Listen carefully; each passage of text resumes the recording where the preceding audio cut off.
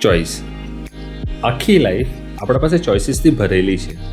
હર એક વસ્તુ ચૂઝ કરવાનો આપણને અધિકાર છે.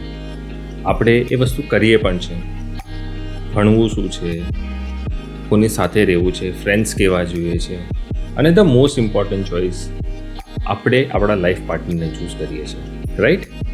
આજની ડેટમાં બધા લોકો બહુ ઇઝીલી રિલેશનશિપમાં આવી જાય છે, બહુ ઇઝીલી એકબીજાને પ્રેમ કરવા લાગે છે, અને બહુ જ ઇઝીલી એકબીજાના થઈ જાય છે. થોડો સમય જાય એના પછી ધીરે ધીરે રિયાલિટી સામે આવે છે અને ઝઘડા ચાલુ થાય છે. આપણે આપણા લાઈફ પાર્ટનરને ચૂઝ કર્યા પછી જ્યારે આપણા અને આપણા પાર્ટનર વચ્ચે કંઈક પ્રોબ્લેમ થાય છે, લોકો નિભાવવા કરતાં તોડવું વધારે ચૂઝ કરે છે.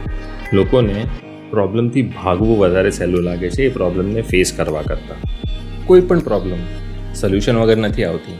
હર એક વસ્તુનું સોલ્યુશન છે. કેટલા પણ મોટા ઝઘડા હોય એ બધી વસ્તુનું સોલ્યુશન છે. બટ એટ ધી એન્ડ આપણા પાસે શું છે? ચોઈસ.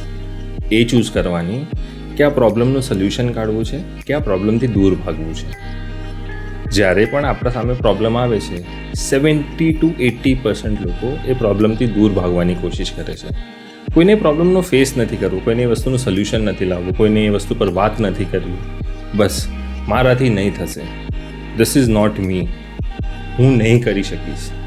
આ જ વસ્તુ હંમેશા રિલેશનશિપને બગાડતી હોય છે. તમારા પાસે રિલેશનશિપમાં ચોઈસ છે કે તમારે સાથે મળીને આગળ વધવું છે, એ પ્રોબ્લેમને સોર્ટ આઉટ કરવી છે, એ પ્રોબ્લેમને સોલ્વ કરવી છે, કે પછી પ્રોબ્લેમથી દૂર ભાગીને અલગ થઈને રહેવું છે.